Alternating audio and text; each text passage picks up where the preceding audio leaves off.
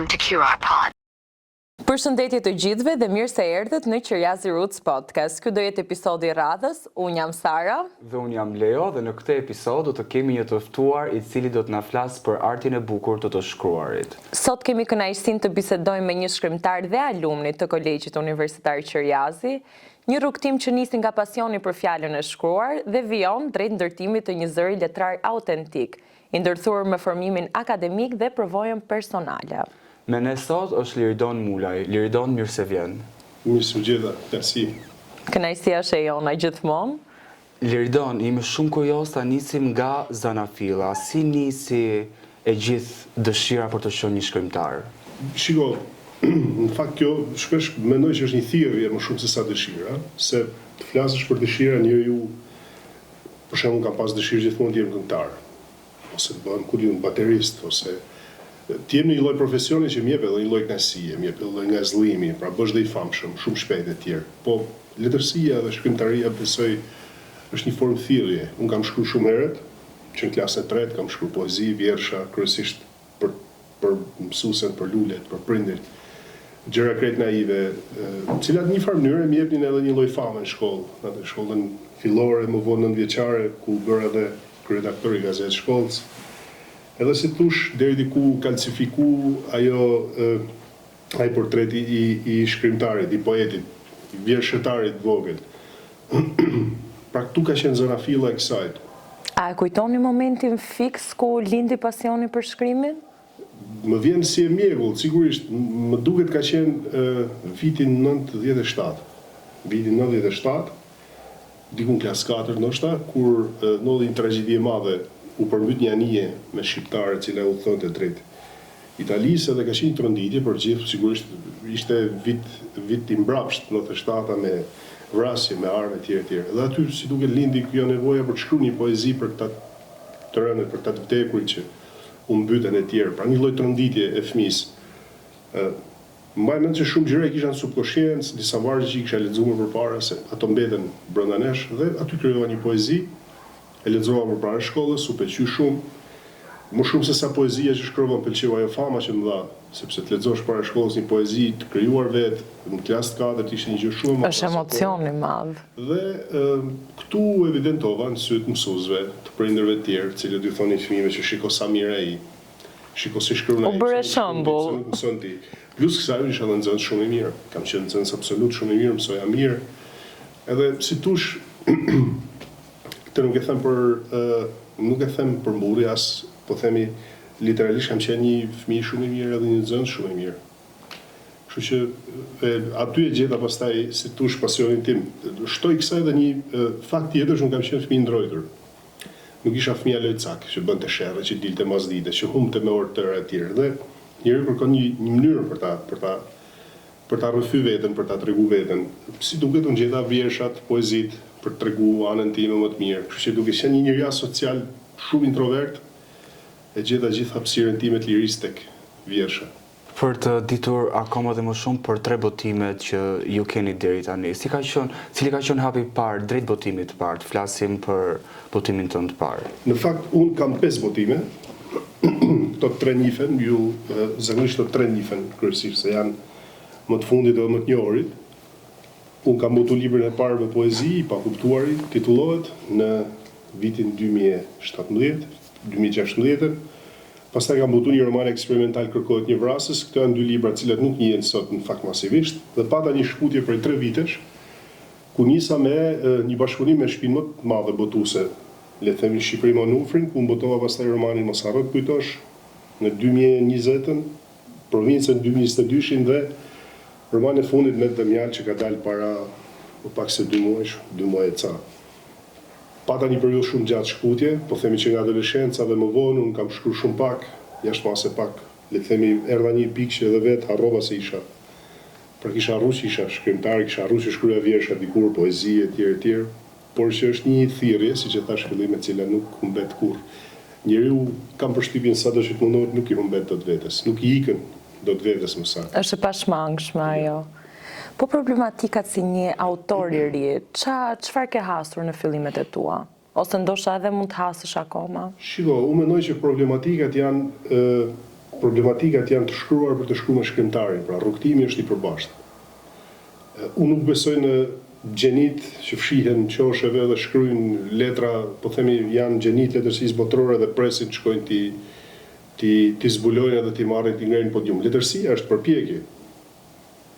Dhe më vjen mirë që është përpjekje dhe shumë mirë që është kështu, sepse shpesh të rinjt sot e ngatrojnë letërsinë me showbizin. E shohin shpesh si një mënyrë për të bërë të njohur shpejt, për të bërë të famshëm shpejt, për të admiruar nga të tjerë shpejt. Dhe kur e shohin që letërsia do përpjekje, pastaj do sigurisht talent, po do edhe shumë punë. Letërsia kryesisht është shumë punë. Tërhiqen, bien, nuk e ndjekin më. Ndërsa unë kam qenë koshient që fillim i bindur që ty në botën letërsisë nuk ka përqenë e lehtë. Dhe sa mirë që është kështu.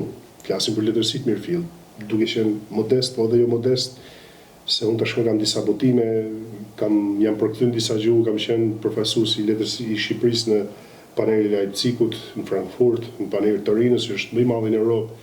Pra, nuk është si kam arritë këto gjëra, po themi me një lloj, me një lehtësie. Ka pasur vështirësi në fillim, nuk dija ku të botoja, nuk dija si të botoja, e kisha gati librin, kushtonte shumë para, nuk të merrte njëri në dorë, redaktorët skeptik se me të rinjt normalisht ndodh, është krejtësisht normale. Po çfarë të bëri të vazhdosh më shumë përpara? E doja, unë gjithmonë e kam dashur letërsinë. Unë e kam thënë gjithmonë në jetën time, gjë që di të bëj më mirë ndoshta është shkruaj. Pra kjo është ajo që se njeriu një gjë jep Zoti në jetë. Nuk jep shumë gjëra që di të këtë zgjedh prej tyre. Unë jam shumë koshient për atë që më takon edhe për atë që nuk e arrit dot. Kështu që ajo që më takon dhe e kam, le të themi, e zotroj deri diku, e mbaj fort edhe përpiqem ta ushqej çdo ditë me lexime, me studime, me krimtari, me eksperimente letërsi e tjerë. Kështu që libri i parë ka qenë i vështirë. Në fakt kur e kam parë librin e parë fizik, në dorë kam thënë e pamundur, pra si është e mundur që unë botova dhe botuesi im ishte shumë skeptik. Nuk po flasim për botues mirëfilli, ajo ishte një shtyp shkronjë që shtypte flet palosje e tjerë. Më ndihmoi ta shtyp librin, u shtyp shumë i mirë, doli mirë. Dhe kur e pa që ikën disa kopje brenda, unë bëra një promovim të madh me shumë njerëz, me shumë miq, dhe pothuajse gjysmë tirazhi u shit aty, ai pastaj kuptoi që okay, më tha pas ke miq, më tha. Pra prap nuk më tha pas ke lexuar, pas ke miq. Domethënë ka vlen miq. Skepticizmi vazhdon, nuk. Po pas librin e dytë, unë këtë në fakt nuk e kam thënë asnjëherë. Librin e dytë kërkohet një vrasje, unë e kam botuar me kredi. Unë kam marrë kredi për botu libër. Isha student këtu te Qiriazi kam qenë.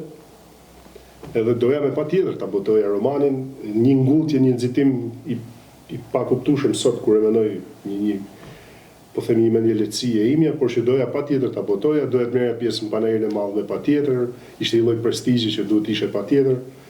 Ai libër nuk u redaktu mirë, nuk u rishiku mirë dhe doli i paplotësuar siç unë doja. Por gjithsesi doli dhe unë më vonë jam detyruar ta tërheq nga tregu për këtë arsye që thash se libri nuk ishte në formën e tij më të mirë. Libri u tërheq nga tregu, po unë meta me një 1.000 euro kredi, kështu që gjithsesi këto janë vështirësi që unë sot jam shumë i sinqert, jam shumë i lumtur që i kam kaluar, sepse ndryshe nuk bësh dot shkrimtar. Asnjë nuk e ka gjetur rrugën gati. Derisa në fund lidha kontratë me Onufrin dhe unë sot po themi jam në atë aradhën e shkrimtarëve të cilët nuk e vrasin trurin më se si do gjej lekët për të botuar libra. Dorëzoj dorëshkrimin dhe gjithçka tjetër pastaj vazhdon. Pra bën një lloj menaxhimi të shkrimtarëve siç bëjnë shtëpitë botuese në Europë, që të marrin menaxhim dhe ti s'ke nevojë pastaj. Ti duhet mendosh vetëm për të shkruar. Jam shumë i lumtur që ja kam marrë kësaj dite. Mendoj që kjo është arritja më e madhe për një shkrimtar, të ketë një shtëpi botuese që beson te ai dhe të ketë një shpërndarje të mirë të librit të tij. Gjithçka vjen më pas është pjesë e fatit, e meritës e tjerë. Liridon, përmende pak më parë që pate një kohë të shkëputur nga të shkruarit. Çfarë ndodhi në atë periudhë kohore? Çfarë ndodhi? Tronditjet e jetës, i ri, adoleshent. Unë kam lind në një qytet në veri të Shqipërisë, Fusharës quhet, edhe kam marrë Tiranë 15 vjeç në vitin e parë shkollës mesme. Ka qenë një ndryshim shumë i madh, ndryshim jashtëmasi i madh, një djalë i vogël, i mbyllur, që si ishte mësuar ndonjëherë të jetonte me shumë njerëz në një dhomë, që ndante për diçkurinë me shumë miq. Të detyruar, se kur jenë konvikte dhe kur jenë për kolegje, je detyruar të ndash me ata që të bij i shorti, pra nuk është se i zgjedh vetë miq. Edhe në një farë mënyrë sikur dola pak nga shinat, pra poezia vjersha, këtu konsiderohesh i dobët pastaj. Pra në Imagjinoni një konvik ku ishe 10 beta në një dhomë, gjithë çuna, dhe shkolla pak a shumë ishte kryesisht kishte shumë prani gjinisë mashkullore dhe të shkruaj poezi ishte i dobët automatikisht. Dhe adoleshenca është e moshë ti do t'i fshesh dobësitë tua më shumë se kur. Pra nuk e shfaq dot veten i plot siç je. Dhe kjo është lufta më e madhe dhe sot. Dhe gjithmonë kjo ka qenë për breza. Bullizmi për këtë arsye ndodh në adoleshencë, pra nuk punon mirë. Kushjenca nuk punon mirë, ndërgjegja nuk punon mirë dhe ti gjithkohës je duke fshehur të metat për tregu, po themi ato potencialet e tua. Dhe aty pastaj është problem me të rinë gjithmonë. Aty ose marrin një lloj karakteri të formuar dhe të deformuar nëse nuk kanë dikë afër, ose bëhen të fortë dhe të formojnë një karakter të fortë për më vonë. Ndoshta për fat keq, mirë nuk e di tani se gjërat kanë kaluar dhe nuk du t'i kthem më, po unë isha vetëm. Pra s'kisha asnjëri afër, u detyrova ta mbledh veten, ta harroj poezinë, ta harroj vjershën. Se përndryshe atëherë ka pas etiketime të tjera. Sot për shembull etiketohen çuna që shkruajnë poezi, ndoshta që janë pak, po themi, që janë pak. Le të themi që janë artistë, art sot. Jo domosdoshmërisht artistë. Kryesisht djem që lexojnë, djem që janë pak delikat. Djem që janë pak kështu, jo agresiv si natyrë, jo macho, siç i thonë kryesisht. Në jargonin. Sot etiketohen me etiketime të ndryshme. Atëherë kishte vetëm një etiketim vajzë, thonin. Ama ky si vajzë ky, pra se nuk kishin ende këto terma të ri. Kështu që ne përpiqeshim të tregonim sa më shumë burrinë tonë. Burri, pastaj s'kishte vetëm poezia dhe vjersha, kështu që për shumë vite unë nuk kam shkruar më dhe gati harrova që kisha shkruar ndonjëherë. Po sot, kur i riktheva pastaj. Sot që flasim, çfarë janë problematikat apo temat që ju ndjekin gjatë krijimtarisë tënde? Unë shkruaj gjithmonë për njeriu. Personazhet e mi kryesor janë kryesisht të rinj të viteve pas 90-s, ndoshta mas viteve 2000. E gjithë letërsia ime deri më sot përfshihet në 20 vite periudhë, viti 2000 deri në vitin 2020. Që tek mos harro të kujtosh që trajton të riun e mirë të sistemit, i cili nuk është i zoti për asgjë dhe mbetet në guackën e tij, tek provinca që është i ri që ikën nga përpiqjet e arratisë vetes, provincës ku ka lindur, qyteti ku ka lindur, dhe deri tek ne dëmja që prapë është një histori më moderne, më e ditëve të sotme, është historia një djali, një redaktor, punon redaktor, nuk është i zoti dhe nuk është i aftë të kuptoj gjitha të potencialin e vetë, sa njerëz kemi sot që kanë shumë potencial dhe nuk e dinë që e kanë, edhe mbytën atë vorbullën e përditshmërisë, të kotësisë, le të themi, dhe të tre këto romane përbën një lloj triptiku. Pra unë i kam ndarë si një lloj triptiku së bashku, të treja që përmbledhin një histori 20 vjeçare të tranzicionit sipas me shumë vështirë. Të paktën brezi jonë e përjetoj më shumë se sa ju. Nuk e di. Ju keni ato përshtypjet tuaja, mund vjen mirë që brezi sot nuk i kupton deri diku librat e mi dhe ky është lajm i mirë. Se do të thotë që nuk i kanë pas të vështirësi dhe koha në fakt po evolon gjithmonë sipas mirë për mirë. Pra ka një lloj mirëqenie, ka një lloj i riu i sotëm nuk është si i riu dikur që ishte izoluar. Një informacion që e merr italiani, francezi, anglezi, e merr dhe shqiptari për. Është shumë e thjeshtë. Shqiptarët lexojnë të rinj, lexojnë anglisht, shohin podcaste, emisione në gjuhë huaj, pra informacioni sot nuk ka më pengesa siç kishte te ne dikur. Është për të gjithë, nëse kemi një celular në dorë sot, çdo gjë është aksesueshme. Sot jemi privilegjuar, kam përshtypjen, ne ishim pak më ndryshe, përjetuar më ndryshe. Këto gjëra ja mund të trajtojnë në romanet e mia. Ka dashuri, ka eros, ka ndarje, ka emigrim, ka gjëra që të gjitha bashkë sot në Shqipërinë.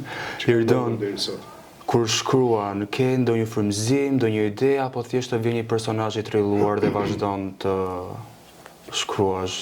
Shiko, një roman mund të lindë edhe nga një aromë. Ti ndjen një aromë, të kujton një gjë shumë të hershme dhe ty të lindë një roman. Kryesisht romanet e mia nuk rrokin tema ose fabula të mëdha, pra nëse mund të quhen të mëdha, relativisht të mëdha. Romanet e mi kryesisht janë meditativ. Pra nuk kam një histori, një subjekt që nisi, zhvillimi, mbarimi e tjerë, siç është teknika e romanit. Frymëzimet janë të ndryshme. Për shembull tek Net dhe Mjalt ka qenë një moment në mëngjes ku po dilja nga shtëpia, më krijoi një ndjesi për një marrëdhënie për diçka, thash okay, këtë do ta. Fillimisht i krijoj si film. Pra, i krijoj si fragmente filmi në kokë. Dhe pastaj përpiqem ti hedhën letra ashtu siç i kam unë kokë. nuk është se rrik shumë orë tëra duke pa qiellin. Që të frymëzohen. Pra është vetëm një moment. Është një moment, një personazh, një njeri, një histori. Shumë provinca është frymëzuar nga vendinja ime kur unë riktheva pas 11 vitesh atje. Që është vetëm 140 km prej këtu, unë kisha 11 vite që shkoja. Dhe mas rikthimit ishte një tronditje e madhe që mu më bëri të shkruaj romanin Provinca. Pastaj sigurisht ka fiction i tjep mundësi që të fusësh personazhe të rinj, ndërtosh ngjarje të tjera, të eksperimentosh në mënyrën që ti do. Kjo është pastaj zeje dhe aftësie. Pra thatë një moment, një njeri, po një institucion. Si ndikoi Universiteti Qiriazi në krijimtarinë tënde? Krijimtarinë time. Shiko, Qiriazi ka qenë një mbështetje e madhe. Dhe këtë do ta sqaroj mirë. Unë në vitin 2011 kisha nisur studimet për ekonomik. Në fakt në 2009 unë nika jashtë shtetit. Lash mbarova të mesmen dhe vendosa tikja. Nuk më rrieshe më në Shqipëri, nuk pëlqente situata dhe ika një 2 vite, nuk jetova në Shqipëri. Kur riktheva, nisa ekonomikun, shtet. Një degë që unë se doja fare, një fakultet që unë se doja fare, ekonomiku si shenë kur synimi im, por si që kemi pas Brezion që për një tanë kishin vetëm një postulat që na thonin buk, ekonomistë se nuk metesh pa buk. Një objektiv. Mas të doktor. Ishte një traumë se të metesh pa buk do të thotë që ty të pret një luftë, mas pak kosh dhe do metesh pa buk. Dhe unë mandosha atë, le të themi, këshillën, fillova ekonomikun, nuk më bëshe të shkoja, nuk e shijoja fare, nuk mësoja fare, e frekuentoja shumë pak, mbaroj viti i parë, nga mesi viti i dytë unë e lash. E praktisa dhe nuk kam shku më. Pastaj kalon disa vite që unë punova ca kohë, nisa të shkruaja poezi e tjerë dhe u bën një shkputje e madhe në fakt nga periudha ku unë kisha bërë studimet e fundit. Dhe ka qenë bisedë me një mike që po më thoshte pse nuk mendon të shkosh te Qiriazi, është universiteti mirë e tjerë. Më folja, unë e njihja si emër, po s'kisha asnjë lloj njëre tjetër. Kjo ishte thjesht po kërkoja një universitet që ishte pak fleksibël, sepse dhe puna nuk më jepte mundësi që t'i ndiqja të dyja dhe më duhet rregulloja punën që t'i përshtatesha universitetit. Pra, ishte pamundur që të punoja paradite dhe të bëja universitet paradite. Ishte pamundur dhe unë i kisha nda mendin universitetin do ta njeh se s'bën, atëherë do të rregulloj punën. Dhe edhe ajo shefja ime u tregu zemërgjer, më rregulloi edhe ajo oraret e tjerë. Unë e kam thënë gjithmonë, Qiriazi është një universitet që ka shumë gjëra ndryshe nga të tjerët, por ka vetëm një veçanti, dhe këtë do ta përmend edhe unë e kam përmend kudo. Ka një person këtu në Qiriaz, që është, unë i thoj atëherë mama gjithëve, që nuk e gjen në asnjë universitet tjetër. Institucionet e arsimit kryesisht janë të strukturuar në këtë mënyrë që ti si student do vish, ke një 3 afate për të paguar këstet, ke ca sportele të ftohta aty që thotë po si pagove nuk hyn provim dhe pikë, dhe ti pastaj je detyruar me hall pa hall, me hir me pa hir, do t'i paguash dhe të futesh, por ndryshe je përjashtuar. Është pak a shumë funksionojnë si bankat me kredi. Nëse nuk e jep ik, vazhdo thotë, marr shtëpinë, marr tetje. Janë shumë ftohtë, janë shumë takut. Qiriazi këtë nuk e ka pas kur. Dhe me të thënë drejtën është e çuditshme se si vazhdon e ruan këtë lloj marrëdhënie. Roza, si kam lekë të muj, s'ka gjë se do i paguash shumë tjetër. Roza, po ky profesor po më shkakton probleme. Hajde se flasim bashkë. Nuk e gjen asnjë universitet tjetër këtë hapësirë familjare mes stafit akademik dhe studentëve, që është një amortizim jashtëzakonshëm për cilën studenti ka nevojë gjithmonë. Unë kam vite që kam ikë për këtu, po me thënë drejtën këtë fakt nuk e harroj kurrë. Edhe sot jemi shumë miq me Rozën, me gjithë për këtë arsye. Tjetra pastaj unë nga në shtet gjithmonë. Sa isha student këtu, kam përshtypjen jo vetëm unë, po edhe student tjerë që shfaqin një lloj talenti. Roza është e para që thotë do ta mbështesin me mënyrat e saj, me mundësitë e saj. Unë e kam ndjekur gjithmonë në shtetin e tyre. Dhe kur më kanë pyet pse duhet studioj në Qiriaz, se unë kam qenë dikur imazh i Qiriazit, bëja ca reklama në për klasa e tjerë. Për këtë arsye sepse ti nuk në Qiriaz nuk përjashtohesh kurrë se s'ke lek paguash tarifën, normalisht për tarifën do e paguash, është detyrim. Po nuk do të përjashtohesh kurrë pse nuk ke një muj lek, nuk do të përjashtohesh kurrë pse ti patë një debat me pedagogun ose gjëra të tipit që në fakt i kemi të trashëguar, janë është mendësia marksiste kjo. Mësuesi është Zoti dhe ti s'ke drejt flasësh. Në Qiriaz nuk ndodh kjo.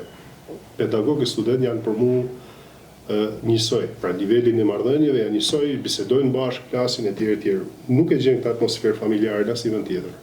Dhe ajo është e bukur të kesh një marrëdhënie me pedagogët sa më të afërt që të shkosh me qejf në universitet dhe në leksione. Kjo mund të jetë hera 10-20 që e them, po gjithsesi duhet ta themi prapë. Komunikimi është kyç. Është e vërtet. Lirdon, ju keni mbaruar në Fakultetin e Drejtësisë në Kolegjin Universitar Qerjazi. Si ka qenë koha jote të ndjekësh mësimin apo leksionet edhe ato se çfarë ti bëje në të njëjtën kohë, shkrimin? Po nuk ka qenë e vështirë, tani e vështirë. Unë punoja në fakt, unë bëja studimet paradite, nga shkolla shkoja me vrap në punë, pastaj gjeja kohën për të shkruar. 3 gjëra, punë, shkollë edhe shkrim. Ka pas periudhë që bëja 3-4 punë për herë, bëja intervista online tek Bukinisti, që ka qenë një website për librat, bëja këtu Qerjaz në pandemi, biseda, dhe më thëmë shumë punë për herë, po Qerjazi ka qenë fleksibël gjithmonë, mirë kuptim me profesorët. Normalisht thoshte që nëse mungon një herë 2, do të vishi përgatitur herën e tretë. Unë 3 vite këtu kam mësuar shumë gjëra, jashtë mase shumë. Edhe mesatare nuk kam qenë keq, në 8.9 dola mesatare, se kisha ardhur me idenë për të mësuar. Sigurisht ka pedagog shumë mirë që unë i mbaj mend dhe i vlerësoj dhe i respektoj edhe sot. Ka pedagogë tjerë që kanë hikë për këtu, pastaj nuk është gjithmonë njësoj marrëdhënia me gjithë, por që në përgjithësi këtu ka pedagogë fantastik me të cilët unë rroj misi sot. Mund përmend ca emra ku them Neritan Alibali, një zotëri, profesor shumë i mirë, Enida Bozhegu, është zjarr, unë i them zjarri i Qerjazit. Ka plot tjerë, nuk më vijnë tani, nuk më vijnë mend, kanë qenë profesor shumë mirë. Le të themi që stafi pedagogjik i Kolegjit Universitar Qerjazi i ka të gjithë të mrekullueshëm. Tani nuk e di se nuk e në shumë, mund mos i më të njëjtit, nuk e di, ata të mirë. Bazat janë. Baza qëndron. Ata të mirë kanë qenë shumë të mirë. Ka qenë një profesor i kuaj, nuk e di për shkak të pandemisë, mos gaboj Bajrami Zehiri, mos gaboj. Me jetë të drejtë administrative, fantastik. Fantastik dhe po të qëndron taj më shumë, ose unë po të vazhdoja drejtësinë më shumë, unë do studioja drejtë administrative vetëm për ti. Ishte i rrept, po më pëlqente shumë rreptësia ati. I rrept, do të thënë se studentët viti i parë, dytë kanë ato qeshnin e në klasë, ishte 70 ca vjeç, ishte mësuar me metoda vjetra, të qeshësh në klasë, po nuk ishte kur fys, nuk ishte kur i, po themi, arrogant. Të jepte ato këshillat, ama kur shikonte ai shtrena në sensin që të është e boll tani u mushku, pa ti duhet dilje vetë jashtë. Po ishte profesor fantastik, unë e kam dash shumë vërtet, se ai dinte ishte shumë i mirë. Pastaj këto emra tjerë që thash, nuk e di kush mund të jetë tjetër nga ata që kanë qenë atëherë, nuk e di. Thash, këto që më kanë dhënë mësim,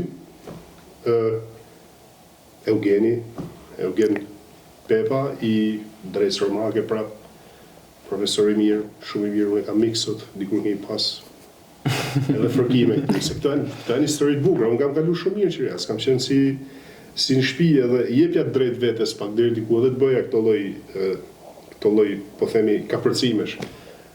Por që është ambient shumë i mirë. Spak unë kam përshtypje shumë mira, edhe kujtime shumë mira për këtu. Sot si alumni i Kolegjit Universitar Qerjazi, si e ndërlidhni pjesën e edukimit me krijimtarinë? Në që kuptim edukimit. Pra, çfarë keni mësuar këtu, apo ndonjë eksperiencë ndoshta? Unë nuk kam pas synim kur të bësha jurist. Kam bërë 3 vite bachelor këtu, edhe më ka ndihmuar jashtë mase për të njohur jetën, për të njohur sistemin si funksionon. Unë biles atëherë kur bisedoj edhe sot këmgull që edhe në shkollë mesme duhet ketë një orë lëndë drejta, po themi, publike, drejta të njeriut, diçka tillë që lidhet me drejtësinë, për ta kuptuar dhe nxënësit vetë se si funksionon shteti, si funksionon rregullat, si funksionon e drejta penale. Pra, më ka dhënë shumë dorë, shumë, jashtë mase shumë, edhe më ka mësuar të kuptoj pra si funksionon i gjithë sistemi, po themi, i sistemi normativ, nga shteti poshtë, sistemi shtrëngimit e tjerë. Por që pastaj hoqa dorë, studiova për gazetari, sepse kjo i përshtatej më shumë profilit tim si shkrimtar, gjë për cilën unë kam investuar gjithmonë.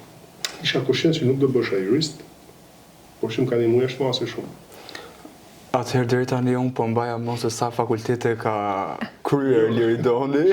Janë shumë topzime, Por i pasa prekur secilën nga pa nga të gjitha. Ekonomikun 2 vjet e lash, pastaj drejtësinë, gazetarinë. Eksperjenca janë ato, nuk ti merr dot njëri. Turizëm, menaxhim turizmi. Po. Edhe një tjetër 4. Liridon, kam një pyetje tek 5 botimet që tashmë janë publikuar. Kush është i preferuar jot? Ato që e ke pik në zemër. Romani Provinca, fakt që është romani para këtij, është një roman që më ka dhënë shumë kënaqësi, një roman që është prit shumë mirë, ka fituar një çmim shumë rëndësishëm në Kosovë, që është një çmim më të mëdha letrare. Hapësirë shqiptare, mendoj që është puna më e mirë ime deri tani. Lexuesi është tjetër, pra lexuesi ka tjera shije, konstatojnë që i fundit fakt është më i mirë se sa ai, siç më thonë lexuesit, po normalisht unë kam atë. Tani gjithë romanet mendoj që janë të mirë, po sipas meje Provinca është romani që do ta kem ndoshta pak vështirë ta përcej si punë. Unë kam një pyetje në lidhje me këtë, por fillimisht të them që do jetë pyetja e fundit dhe pastaj do kalojmë tek Quick and Fire Round. Është traditë në podcastin tonë dhe janë disa pyetje të shpejta që por që duhet i përgjigjesh shpejt. Po. Se do se nuk do i përgjigjesh. Derisa të mbaroj koha. Në fund. Kush është muza jote, pra pika jote e frymëzimit, ajo që nuk të zhgënjen kurrë? Frymëzimi është një gjë më e vogël se sa muza. Muza është një gjë që e ke për herë me veten.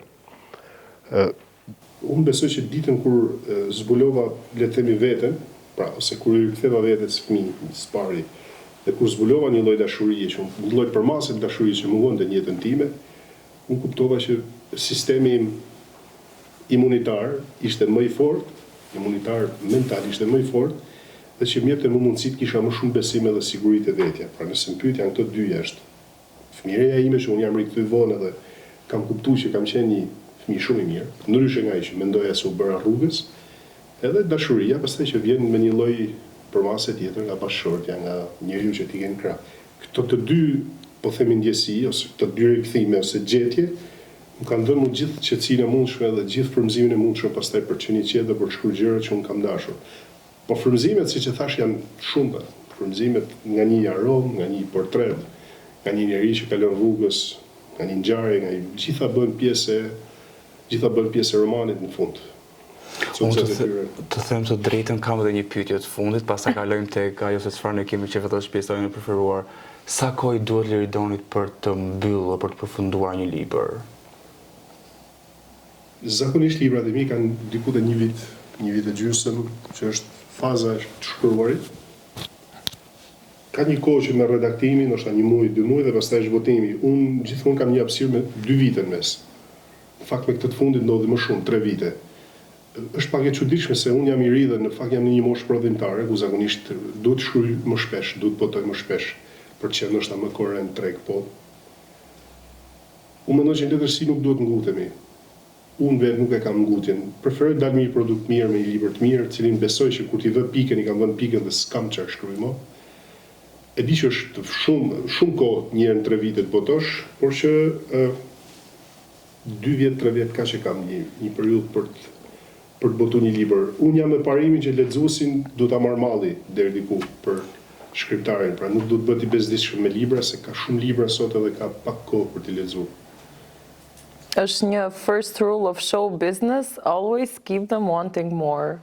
Ti lësh të duan më shumë, pra ajo pauza është gjithmonë. Po, deri në pikë kur ti s'do të humbasësh nga skena tërësisht. Absolutisht. Pavarësisht se letërsia mirë nuk humbet kurrë, libri nuk humbet kurrë, por që gjithmonë duhet vish me diçka të re. S'paku në këtë moshë jam unë. Ne shpresojmë tani që të kemi edhe botime të tjera. Patjetër. Dhe Sara, jemi gati për... Kam sakrifiku shumë gjëra në jetë për t'ju dediku letërsisë, kështu që ta le këtë s'ka kuptim më tani. Tani nëse s'do jemi shpejt çfarë ndodh?